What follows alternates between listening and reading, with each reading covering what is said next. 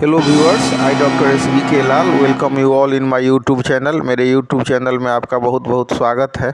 आज मेरी मुलाकात प्रोफेसर डॉक्टर अरुण कुमार से हुई। तो शिक्षाविद, समाज सेवी, शुरू से ही मेधावी, जन सरोकार से जुड़े रहे हैं। सौभाग्य से उनका भी जन्मस्थल जो ये दरभंगा जिला के ही निमेठी गांव में हुआ था, लेकिन कुछ दिनों के बाद 4-5 वर्षों के बाद वो रांची शिफ्ट कर गए, वहीं उनका लालन पालन हुआ। तो आज ये इंटरव्यू उन्हीं के साथ, ये मेरा इंटरव्यू है। आप उनके मुंह से सुनेंगे उनके बारे में। तो आइए, प्रोफेसर डॉक्टर अरुण कुमार, आपका बहुत बहुत स्वागत है मेरे यूट्यूब चैनल में।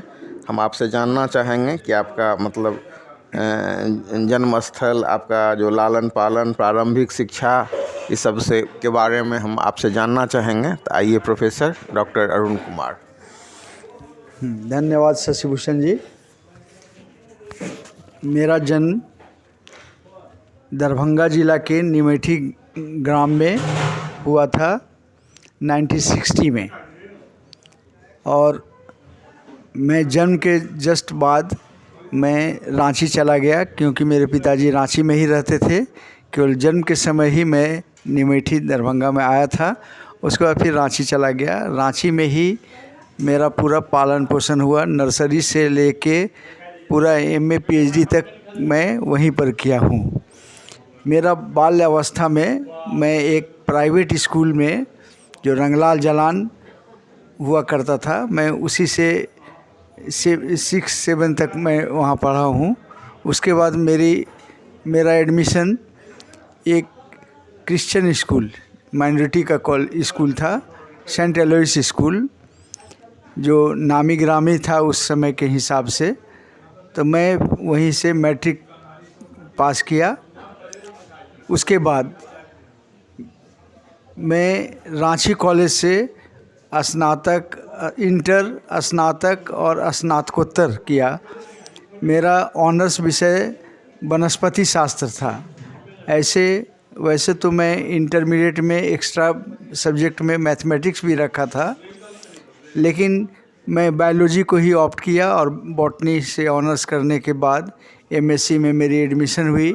MSc में एडमिशन आसान नहीं था, क्योंकि सीट बहुत कम थी, फिर भी मेरा एडमिशन उसमें हुआ और मैं MSc किया। मेरा स्पेशल पेपर प्लांट पैथोलॉजी था, और करने के बाद रिजल्ट जब हुआ, उसी समय मैं इंटरव्यू फेस किया, और PPK कॉलेज बुंडू में व्याख्याता के रूप में मैं वहाँ अपना योगदान दिया जनवरी 1985 में।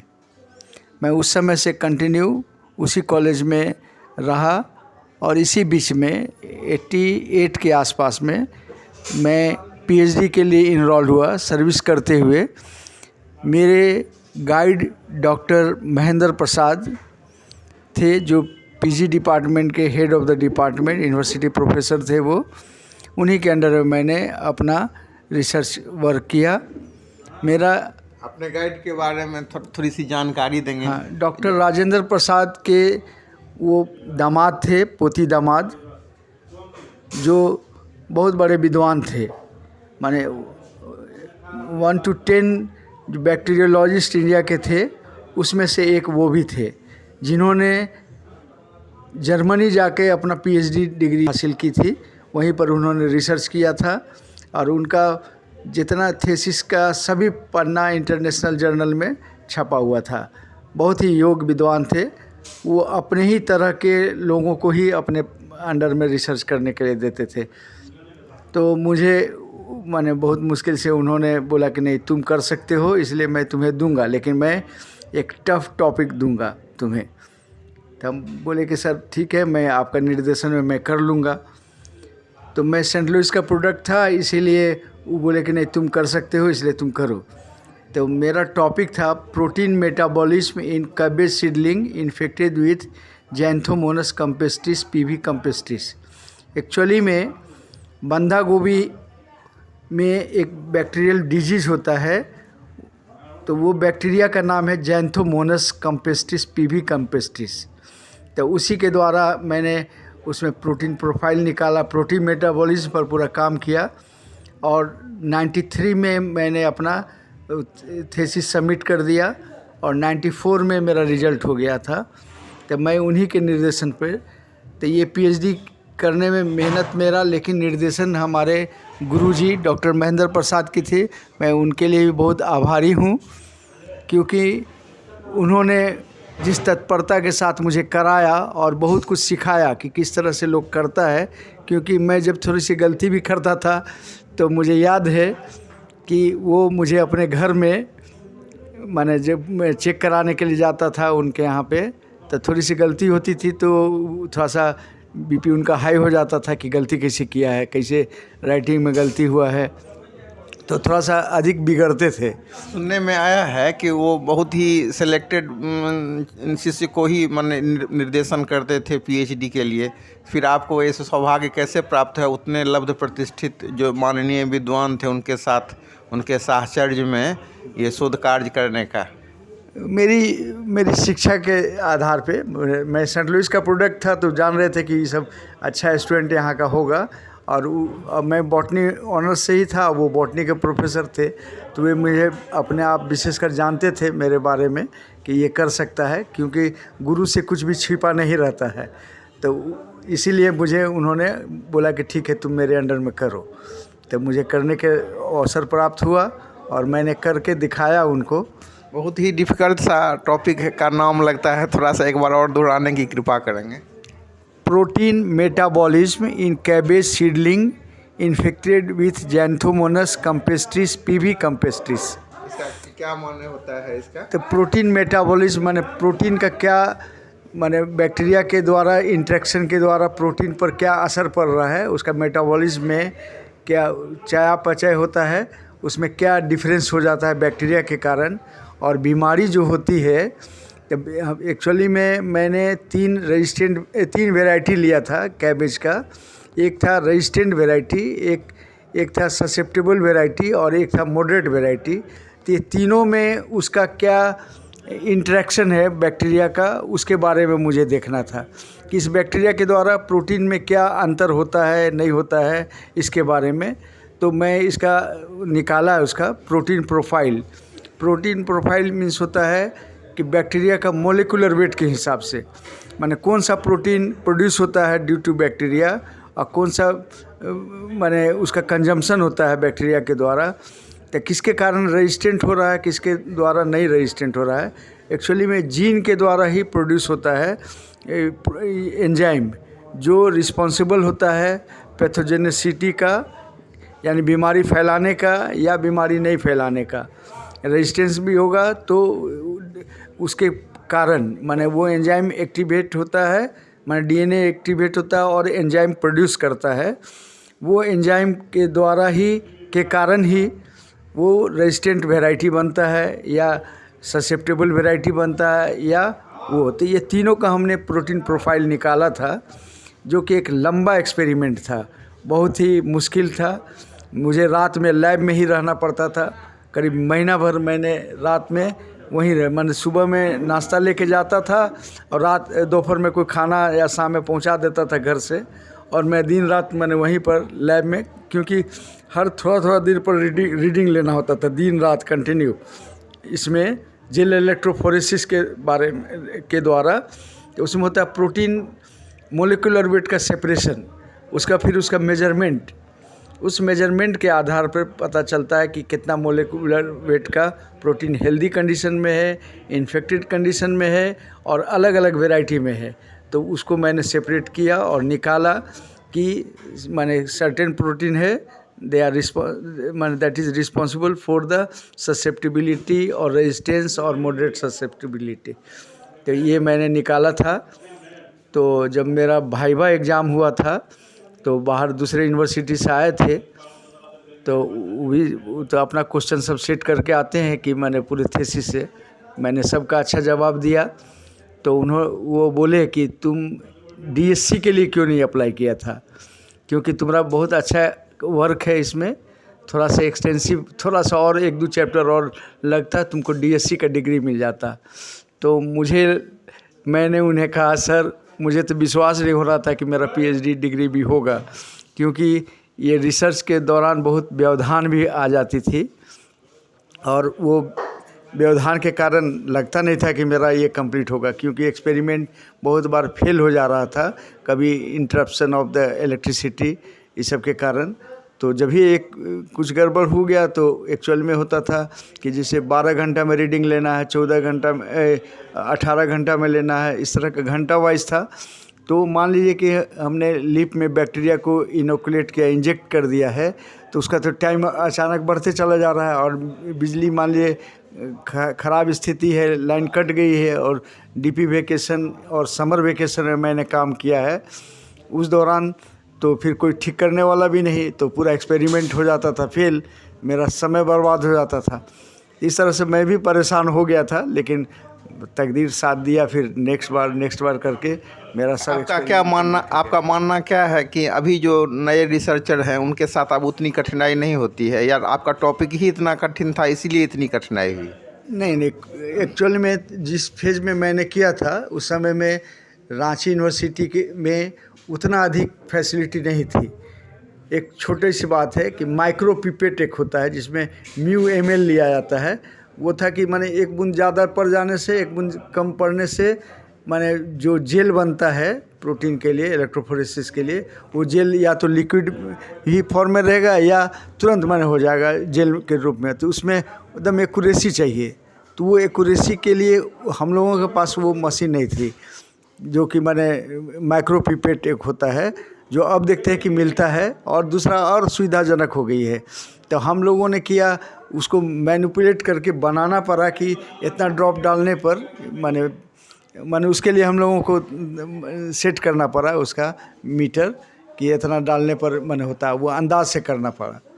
तो ये सब बहुत असुविधाएं उस समय में हुआ करती थी, लेकिन बाद में फिर वो मुझे दूसरे जगह जब मैं एक बार कलकत्ता में गया था रिफ्रेशर कोर्स में 1 महीना के लिए, तो वहाँ पर सब देखा है कि किस तरह हो रहा है। तो अब इस तरह का मशीन है कि फटाफट उसमें डाल देता है और तुरंत में जाके निकल जाता है, जो कि हमको इतना समय लगा था। तो मेरे समय का बात और अभी के समय में बहुत अंतर है। अब टेक्नोलॉजी बहुत अधिक बढ़ गई है, जैसे डीएनए का एनालिसिस वगैरह सब एकदम अभी इजी प्रोसेस हो गया है कि आप 1 के दिन में 2 दिन के अंदर में ही आपको सब चीज़ आ जाएगा एनालाइज होके। लेकिन हम लोगों के समय में वो बहुत टफ का कि एकदम बिल्कुल समझिए वो मैनुअल की तरह से किया जाता था। लेकिन जो भी मैंने किया तो अच्छा रिजल्ट आया, सब कुछ मैंने हो गया, और मेरा पीएचडी 94 का मार्च में मेरा रिजल्ट पब्लिश हो गया था। अभी जो रिसर्चर लोग हैं, नए रिसर्चर लोग, उनके लिए क्या कहना चाहेंगे? आजकल के रिसर्चर लोग केवल माने फॉर्मेलिटीज़ वाले करते हैं। जैसे मान लीजिए कि मेडिसिनल प्लांट पर आजकल ज़्यादा लोग कर रहा है, तो मैं उससे बहुत अधिक सेटिस्फाइड नहीं हूँ, क्योंकि लोग क्या करते हैं कि कुछ प्लांट वगैरह ले लिए और इंटरव्यू के माध्यम से कि ये प्लांट के द्वारा ये होता है, ये बीमारी छूटती है, ये बीमारी छूटती है। लेकिन मुझे ऐसा नहीं लगता है, क्योंकि बहुत इस तरह का भी होता है ना कि माने प्लांट हम लोग ले रहे हैं, अब ज़रूरी नहीं कि उसी के द्वारा ठीक हुआ है या नहीं ठीक हुआ है, जब तक कि उसका केमिकल एनालिसिस करके उसका केमिकल कंपाउंड नहीं देखा जाए कि कौन है और उसको टैली करावे दूसरे मेडिसिन के साथ में, तब मुझे विश्वास होगा, या लोगों को विश्वास तब होना चाहिए कि इसमें ये बीमारी ख़त्म करने की इसमें क्षमता है, ये मेडिसिनल प्रॉपर्टी है। लेकिन लोग करते हैं कि इंटरव्यू से, अब किसी रूरल एरिया में गए, वहाँ पर बोला कि भाई ये प्लांट मैंने यूज़ किया तो बुखार छूट गया।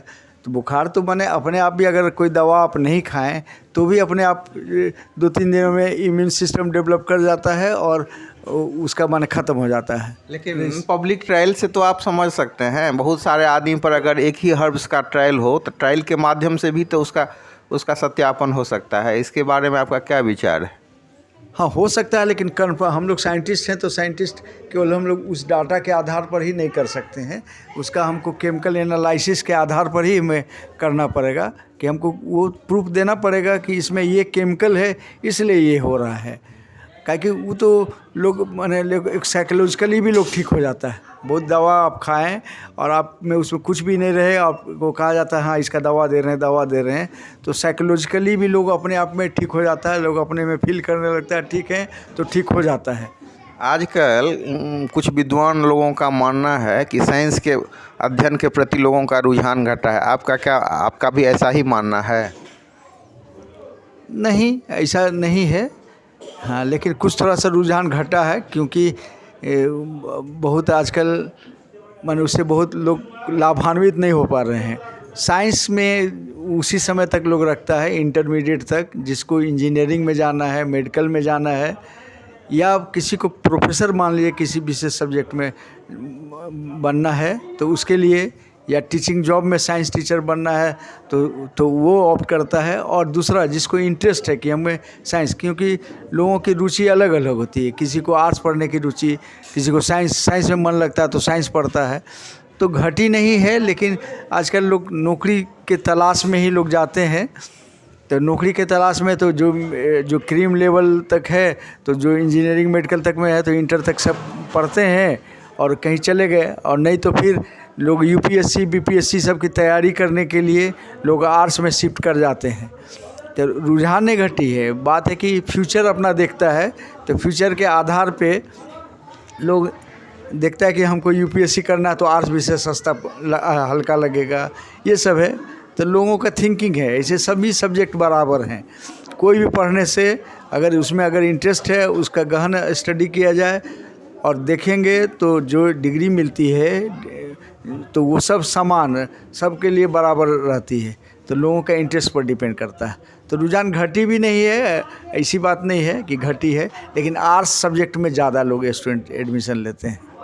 आपका हमेशा मानना रहा है कि हर एक विषय अपने आप में पूर्ण है और हर किसी भी विषय में आप बड़े विद्वान हैं तो उसके लिए बहुत अध्ययन की आवश्यकता है, लेकिन कुछ शिक्षाविदों का कहना है कि नहीं, साइंस सब्जेक्ट सब थोड़ा टफ है। इसके बारे में थोड़ा सा स्पष्ट करेंगे? टफ कोई विषय नहीं है। जैसे मैं बॉटनी का हूँ, अब मुझे हिंदी टफ लगता था, लेकिन किसी को हिंदी बहुत हल्का लगता है और साइंस भारी लगता है। अब मुझे साइंसी सब्जेक्ट अच्छा लगता था, तो साइंस एक्चुअली में जिसका रुचि जिसमें रहता है वो उसके लिए हल्का हो जाता है। और दूसरी बात है कि बिना पढ़े तो कुछ भी नहीं होगा, पढ़िए और अच्छा से समझिए तो आपको एकदम हर चीज़ हल्का लगने लगेगा। नहीं समझिएगा, ये खाली रट्टा मार लेने से तो समझ में नहीं आएगी, उसको बार बार पढ़ना है और बार बार उसको तोड़ना है कि किस तरह से वो समझ में आवे, समझ में आ जाएगा तो हल्का लगने लगेगा। आजकल जो बॉटनी पर रिसर्च हो रहा है उसमें लोग ज़्यादा मेडिसिन वैल्यूड प्लांट ही पर कर रहे हैं, या मतलब बायो केमिस्ट्री पर कर रहे हैं, या कौन सा ट्रेंड है उसके बारे में थोड़ा सा बताएंगे? नहीं, सब पर है, जितना है सब पर किया जाता है, लेकिन विशेषकर मेडिसिनल थोड़ा सा लोगों को इजी लगता है। फील्ड वर्क है इसलिए थोड़ा सा लोग लेता है, लेकिन लैब वर्क भी है, तो लैब वर्क थोड़ा सा टफ है। जिसको माने छुट्टी है, या जो माने रिसर्च स्कॉलर हैं जो कहीं सर्विस नहीं कर रहे हैं, सीधे रिसर्च कर रहे हैं, तो उनके लिए तो वो अच्छा है। और जो जॉब में रहते हैं तो उनको लैब में उतना समय देना मुश्किल काम होता है, तो वो ज़्यादातर फील्ड स्टडी या फील्ड वाला है, जिसे मेडिसिनल प्लांट वगैरह सब के बारे में जानकारी लेना, रिपोर्ट करना। तो ये है आपका जो है सो, और स्टोमेटा सब पर भी रिसर्च सब हुआ है, अन्य रिसर्च के बारे में भी थोड़ी सी जानकारी देंगे? हाँ, वो सब साइड मैं जब मैंने कॉलेज में प्रोफेसर मैंने तो हूँ ही, और इसी दौरान हमेशा कोई ना कोई जर्नल निकलते रहता था, तो जर्नल के लिए कुछ आपको छोटा मोटा रिसर्च वर्क माने एक पेपर तैयार करना होता था, तो उसमें कभी स्टोमेटल स्टडी मैंने लीफ का किया, उस पर कभी एक्सटेंसिव मैंने अलग अलग तरह का, तो वो छोटा छोटा मैंने जिस पर जिज्ञासा हुई उस जिज्ञासा पर मैंने काम किया और पेपर पब्लिश किया। आप एक साइंटिस्ट भी हैं और अभी एक कॉलेज के प्रशासक भी हैं, तो दोनों जो कर्तव्य निर्वहन है उसमें कुछ दुविधा होती है, असुविधा होती है, कैसे सामंजस्य स्थापित कर पाते हैं? हाँ, थोड़ी सी दिक्कत तो होती है, क्योंकि जब मैं कॉलेज का प्रिंसिपल हो गया हूँ तो एडमिनिस्ट्रेटिव जॉब में उसी में ज़्यादा मुझे समय देना पड़ता है, तो अपने पढ़ने के लिए समय बहुत मुश्किल से निकालना पड़ता है। मैं क्लास लेना भी चाहता रहता हूँ तो उसमें भी बीच में इंटरप्शन आ जाता है, तो थोड़ी सी दिक्कत तो होती है। अपने आपके पिता होम्योपैथी के चिकित्सक रहे हैं और जो बहुत सारे लोगों के समाज सेवा से जुड़े हुए हैं, तो अपने माता पिता के बारे में बताएंगे। मेरे पिता डॉक्टर हरिनंदन लाल, जो अब स्वर्गीय हो गए हैं, उनकी मृत्यु हुई करीब 10-11 साल हो गई है। तो वो एक समाज सेवी भी थे, डॉक्टर भी, होम्योपैथी डॉक्टर के साथ साथ हस्बेंड्री डॉक्टर भी थे। पहला उनकी डिग्री हस्बेंड्री डॉक्टर की ही थी, बाद में होम्योपैथी भी लिए और यूनिवर्सिटी में ही वो पदाधिकारी के रूप में कार्यरत थे। और वो भी शिक्षा के प्रति ज़्यादा जागरूक थे। उनका इच्छा था कि सभी पढ़े और समाज के लोग भी पढ़े, तो जो उनके पास आता था सबको पढ़ाई के ही निर्देश देते थे। उन्हीं के बदौलत हम लोगों ने भी पढ़ाई की और मेरे सभी भाई अच्छे एजुकेटेड रहे। हमसे जस्ट बड़े हैं, वो भी बेरो कॉलेज के प्रिंसिपल हैं, मैं बुंडू कॉलेज का प्रिंसिपल हूँ। मेरा छोटा भाई इंजीनियर है जो जेएमडीसी में प्रोजेक्ट मैनेजर है। तो इस तरह से, और साथ साथ मेरी माँ जो मैट्रिक करके आई थी उसको भी प्रोत्साहित करके पढ़ा के वो एमए तक वो की हिंदी से, और बिहार एजुकेशन बोर्ड का जो कमीशन हुआ था उस कमीशन से उसे हाई स्कूल में टीचर के रूप में उनका नियुक्ति हुई। और वो भी +2 स्कूल तक माने गई, +2 तक की टीचर थी। तो इस तरह से मेरे घर में सभी एजुकेटेड। मेरी पत्नी है, वो भी एमए पीएचडी है, स्कूल में वो भी टीचर है। मेरी भाभी है, मेरे छोटे भाई की पत्नी है। मेरे यहाँ लेडीज़ भी उतना ही पढ़ी लिखी हैं, सब माने मास्टर डिग्री से कम कोई नहीं है। तो जिस तरह से जेंट्स में मेरे घर में कोई भेदभाव नहीं रखा जाता था कि लड़का पढ़े लड़की नहीं पढ़े, इस तरह का नहीं। आप समाज सेवा से भी जुड़ रहे हैं, आपका सरोकार रहा है, तो आप एनजीओ और समाज सेवा से जो जुड़े रहे हैं उस परिप्रेक्ष्य में बताएं, कैसे आपने इसके तरफ कैसे प्रेरित हुए और कौन कौन सा कार्य किया है आपने। सामाजिक सेवा तो मेरा शुरू से था ही, कि मैं जिस परिवार से हूँ उस परिवार में भी लोग दूसरे को मदद करना, ये सब कॉमन स्वाभाविक ये गुण था। तो मैं भी अपने स्तर से, किसी का शादी है, विवाह है, किसी को पैसे की ज़रूरत है, किसी को पढ़ने के लिए फीस नहीं है, तो उस सब कंडीशन में भी कोई हेल्प के लिए कहा है तो मैं कर देता हूँ। 5,000, 10,000, 20,000, 50,000 तक भी मैंने किसी गरीब का शादी के लिए अपने पॉकेट से मैंने दिया है। और उसी तरह मैं भारत विकास परिषद का भी महासचिव रहा हूँ, सांस्कृतिक परिषद रांची उसका भी मैं सचिव रहा हूँ। तो ये सब में सब सामाजिक कार्य ही होता है। तो सामाजिक कार्य के तहत मैं भारत विकास परिषद के माध्यम से एक गांव हम लोगों ने गोद लिया था उसको डेवलप कराने के लिए। तो जब तक मैं रहा उस दौरान वहाँ पे जिस घर में लैट्रिन बाथरूम नहीं थी तो वो सब हम लोगों ने बनवाया। वहाँ पे बिजली नहीं थी तो बिजली का खंभा लगवा के बिजली के लिए भी हम लोगों ने सब अपने प्रयास से, जिसमें हम लोगों का भी उसमें सहयोग राशि दी जाती थी। तो एक कमेटी थी और उसमें हम लोगों ने तत्परता से बहुत काम किया। फिर अब मुझे मौका नहीं मिल पाता है जो इस सब संस्था से जुड़ने का, क्योंकि मुझे जो मेरा जॉब है उसमें पूरा समय उसी में लग जाता है। लेकिन अपने स्तर से अभी भी जो भी कोई सामाजिक काम होता है उसमें मैं अपनी सहायता देता हूँ। अंतिम में मैं आपके बच्चे के बारे में जानना चाहूँगा। वो भी बहुत मेधावी हैं और जानकारी मिली है कि वो अमेरिका में बहुत अच्छा कर रहे हैं। थोड़ी सी जानकारी चलते चलते। मेरे 2 पुत्र हैं। बड़ा का नाम है अरुणाभ अर्णव, छोटा का नाम है पारिजात परिणव। ये दोनों बचपन से ही, क्योंकि मैं भी पढ़ा लिखा, मेरी पत्नी भी पढ़ी लिखी, उसकी दादी दादा सब पढ़े लिखे, सब बढ़िया। तो हम लोग का माहौल भी पढ़ाई लिखाई का ही रहा है। तो वो शुरू से बिना हम लोगों के ज़्यादा बिना प्रयास के ही वो अपने ही लगन से बहुत अच्छा किया। रिजल्ट सब स्कूल सब में भी 95% ये सब